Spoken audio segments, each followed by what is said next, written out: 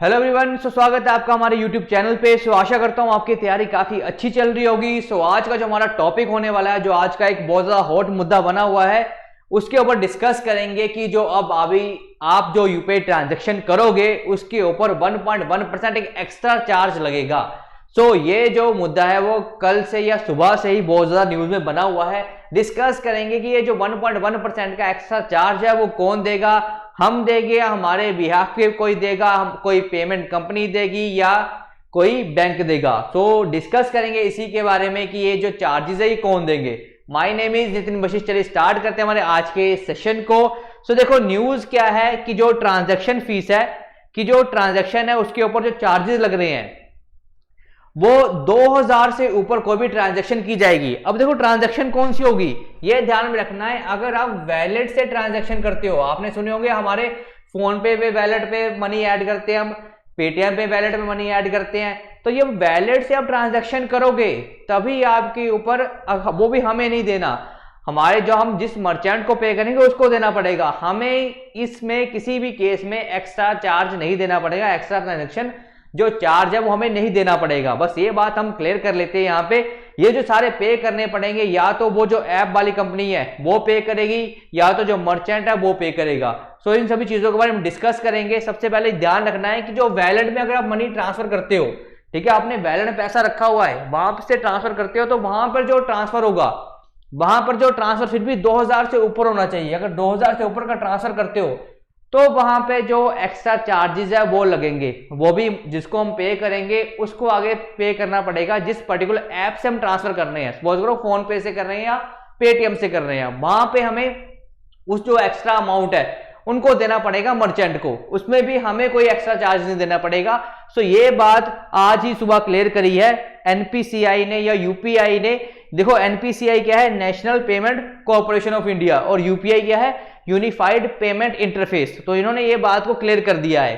देखो ये जो एक्स्ट्रा चार्जेस है ये लगाए क्यों गए हैं, क्योंकि बैंक्स के ऊपर ये जो सारे पेमेंट बैंक्स हैं, ठीक है, या जो ये सारे पेमेंट जो इंटरमीडिएट्स हैं, जो क्या करते हैं, मध्यस्थता करते हैं कि हम पेमेंट जब दे रहे हैं किसी को तो वो जाग के थ्रू रहा है, पेटीएम के थ्रू जा रहा है, फोन पे के थ्रू जा रहा है, गूगल पे के थ्रू जा रहा है, तो इनके ऊपर भी काफी ज्यादा बर्डन बढ़ रहा है। जो ट्रांजैक्शन में चार्जेस लगते हैं, किसी को तो पे करने पड़ेंगे चार्जेस, तो उसकी वजह से इनको बहुत ज्यादा मतलब नुकसान उठाना पड़ता है।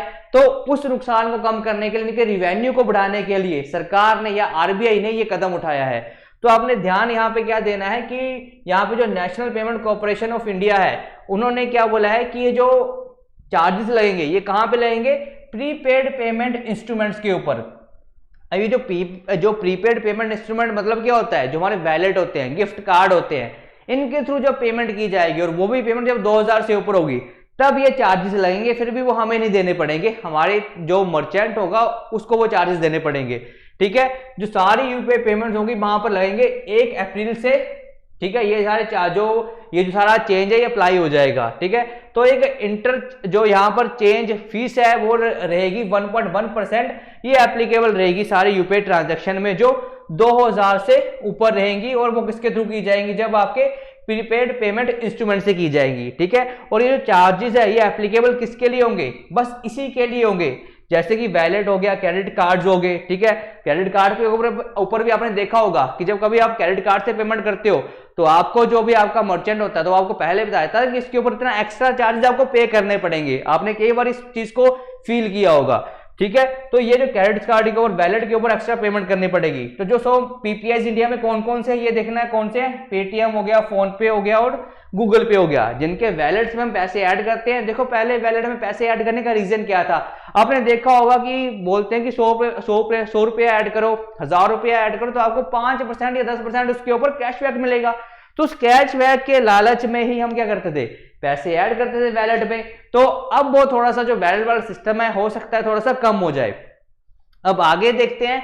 देखो ये जो फी है ये पहले इन्होंने क्लियर कर दिया है कि अगर मैं पर्सन से पर्सन में पैसा ट्रांसफर करता हूं, अगर मैं अपने बैंक अकाउंट से अपने किसी और दूसरे पर्सन के बैंक अकाउंट में पैसा ट्रांसफर करता हूं तो वहां पर ये चार्जेस नहीं लगाए जाएंगे। चाहे मैं पर्सन से मर्चेंट के अकाउंट में ट्रांजैक्शन करता हूं, अपने अकाउंट से किसी मर्चेंट के अकाउंट में ट्रांजैक्शन कर दी है, ठीक है। अगर मैं अकाउंट से अकाउंट में कोई भी ट्रांजैक्शन कर रहा हूं तो उसके ऊपर कोई चार्जेस नहीं लगेंगे, बस चार्जेस जो अप्लाई होंगे वो वैलेट के ऊपर अप्लाई होंगे या गिफ्ट कार्ड्स के ऊपर अप्लाई होंगे। आपने इस बात का ध्यान रखना है। अब देखो आपको मैं एक थोड़ी सी उदाहरण देता हूं जिसके थ्रू आपको और समझ आ जाएगा। देखो सपोज करो ये आपको पेटीएम का वैलेट दिख रहा होगा, मैंने पेटीएम के वैलेट में ऐड किया 5000 रुपया, पेटीएम के वैलेट में ऐड किया 5000 रुपया, मैंने ऐड किया इसको एसबीआई से, ठीक है।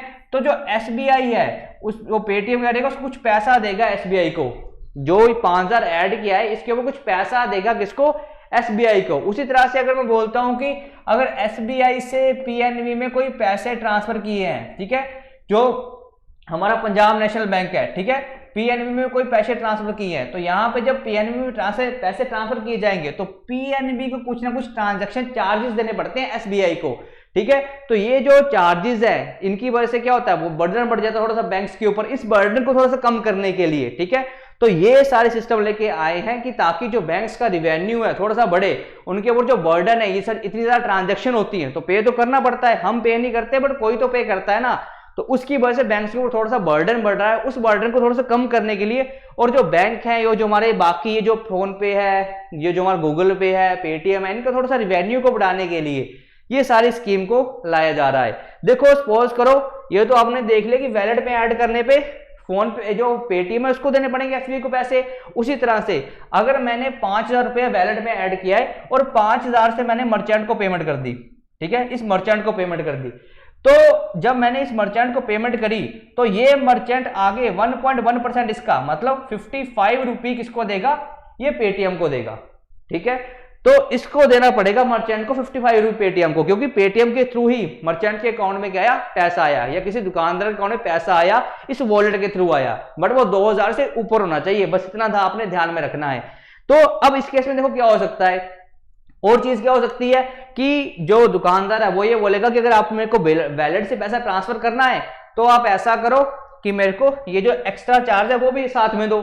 आपने देखा होगा ये भी बहुत बार होता है कि आपको बोल दी जाता है कि अगर आपको क्रेडिट कार्ड से जो एक्स्ट्रा चार्जेस लगेंगे वो आपके बिहाफ पे लगेंगे, वो आपको पे करने पड़ेंगे। तो ये बात भी देखने को मिल सकती है, ठीक है। तो बट एक्चुअली में जो पे करना पड़ेगा वो मर्चेंट पे बनता है। अगर आप ज्यादा जागरूक होंगे तो आप बोल सकते हो कि आपकी ये जिम्मेवारी है, या वो पैसे लेने से मना भी कर सकते हैं।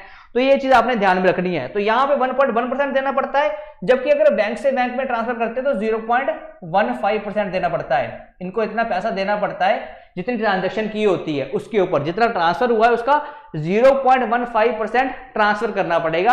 आपने ये बात ध्यान में रखनी है। सो अब आशा करता हूं कि आपको ये सारा जो सिस्टम था किस पे चार्जेस लगेंगे, कौन चार्जेस देगा, क्या इसका फायदा होगा, ठीक है, तो ये सारा क्लियर हो चुका होगा। अगर अच्छा लगा हो तो लाइक करना, वीडियो को सब्सक्राइब करना हमारे चैनल को। इसी तरह से बड़ी वीडियो हम अपने चैनल पे लेके आते रहेंगे।